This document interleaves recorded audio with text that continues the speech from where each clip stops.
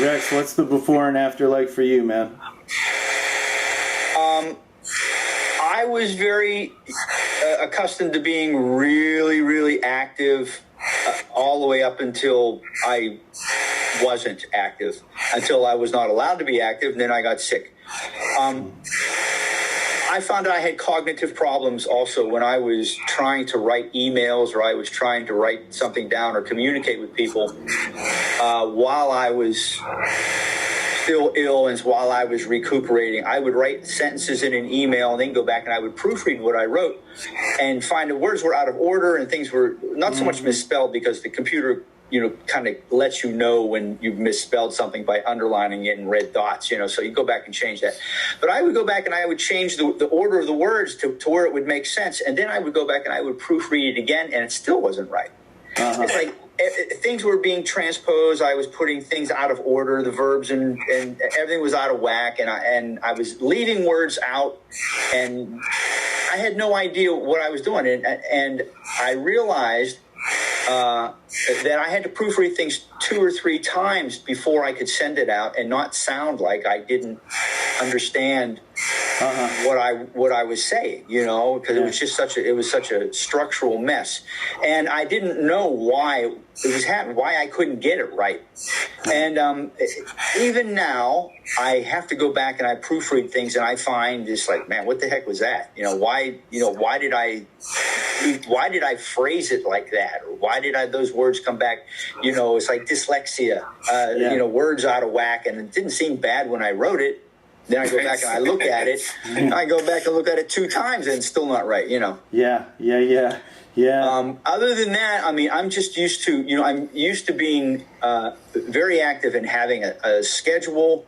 And this is not necessarily virus related, but what it's affected me is that if I don't have a schedule, I'm kind of rudderless. And what I really need to do is I have to give myself structure. I'm used to looking at a date book and making this appointment, that appointment, this appointment, schlepping gear around, prearranging where it is I have to be when, getting my equipment around on the subways, what to wear, where to show up, what I need, because I do a lot of different kinds of music and it requires specialty instruments left and right.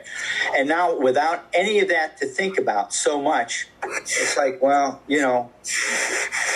what am I doing? I don't know. If I can get up and have breakfast and exercise and do one musical thing a day, that's pretty much a day. Hey, that's pretty good. like, are you? What are you doing for exercise these days, Rex?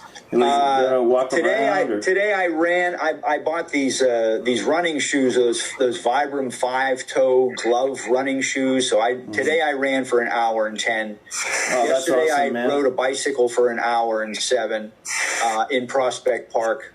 I do Bikram yoga classes in the apartment with a YouTube instructor, maybe 2 times or 3 times a week. I used to go 5 times, at least 5 times a week, and that's all I did. I got out of running for a while because I was doing so much running and I didn't want to ruin my knees or ruin my hips or whatever. But now that I don't have a Bikram studio to go to, I'm back to running 4 days a week or so, and I go out with dumbbells in the park. I have 8-pound dumbbells, and I power walk through the park, and I run up and down stairs and stuff like that. Yeah. So I do something every day, and I'm used to having August be a very slow, blank month anyway, as a freelance musician.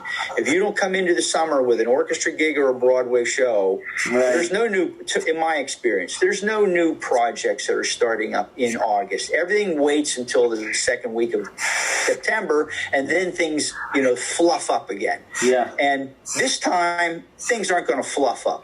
It's been slow. It's been absolutely dead. I do some online recording sessions. I have a decent setup for that, and I've been doing a couple of those. And I taught some Zoom lessons and stuff like that, but there's nothing to do. So there's no urgency other than the fact that I can't really afford to retire. Right. And there's no money coming in. Yeah. And so that's going to be after, in not too long of a time, that's going to be a big issue.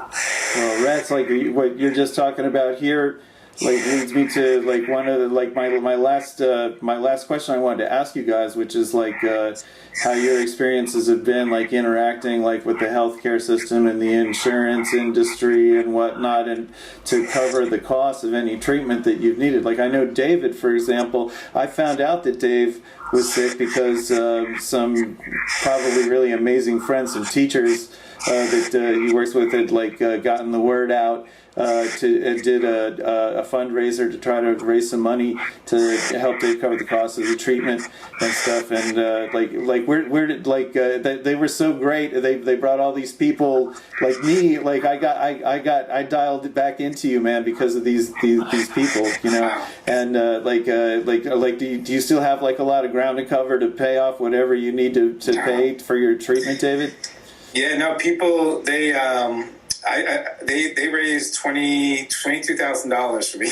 Yeah, wow. It was amazing, and it covered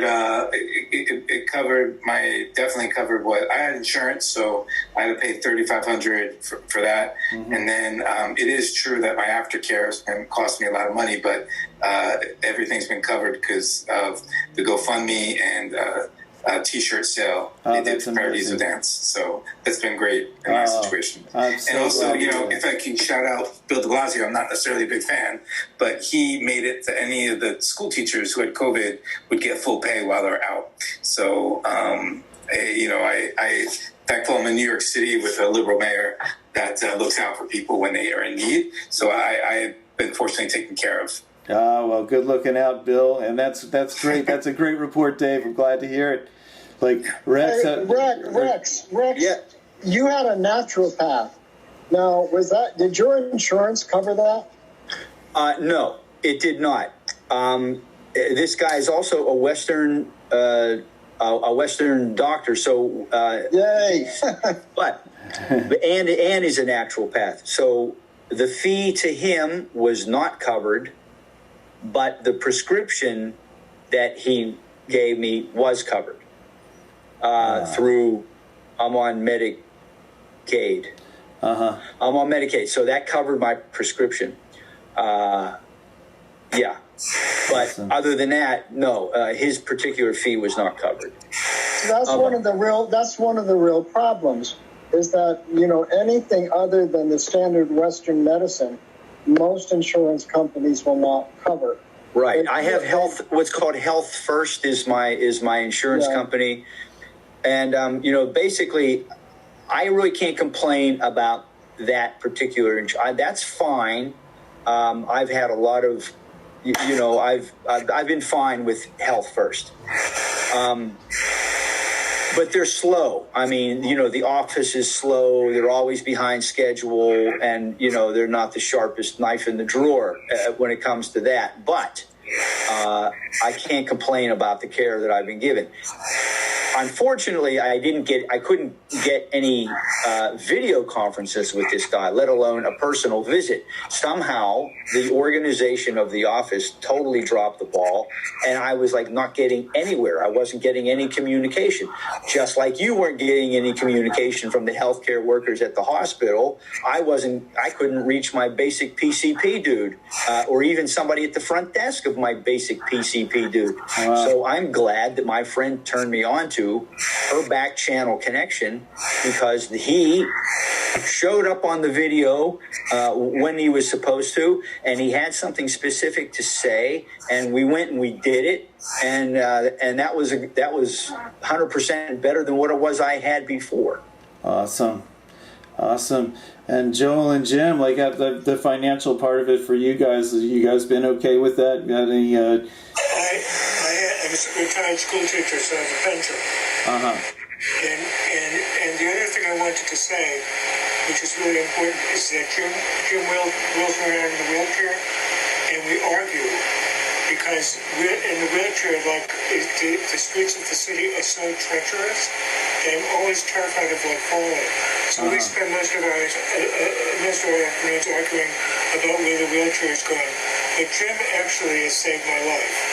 Wow. He's around the COVID and his ability to negotiate doctors in ways that I couldn't. I really think it's very important for people to learn how to negotiate the healthcare system and also to really try to communicate like this, because this has really helped me so much, because I'm not as afraid of getting the virus now.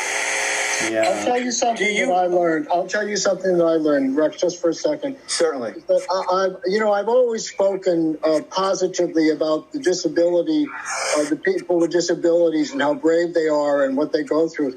But I will tell you, I now practically know that navigating a wheelchair on the sidewalks or in the street of New York City are so treacherous. And Joel has always been, he's frightened. He's frightened he's going to tip over. He's frightened he's going to fall out. He's frightened he's going to get hurt. He's had an open wound for almost a year now from his operation, which is about to be fully healed. And he's going to start at Rusk Institute, the physical therapy part. And so we've been trying to figure out what the COVID what he still has from the COVID incidents with the exhaustion and things, and how to incorporate that all together. But I have to tell you, disabled people, particularly with mobility issues in this city, have a really rough time. Next time you walk on the sidewalk, just look and see what conditions they are and see what the cuts are in the sidewalk. They're treacherous. Yeah. Thank you, Jim. Yeah, I can attest to that from the times that I've had very badly sprained ankles, usually from my own, like if I'm running at night, and then of course running off the side of a country road and breaking my foot off. But I know what it is whenever there's the weird curbs and every little lump that comes up because of the tree roots that have buckled the sidewalks, and cracks and holes, and it's like we live in in some sort of rural farmland or something like that, with the way the roads and the way the sidewalks are here a lot of times. Yeah. It's not easy. I know what you're saying about that.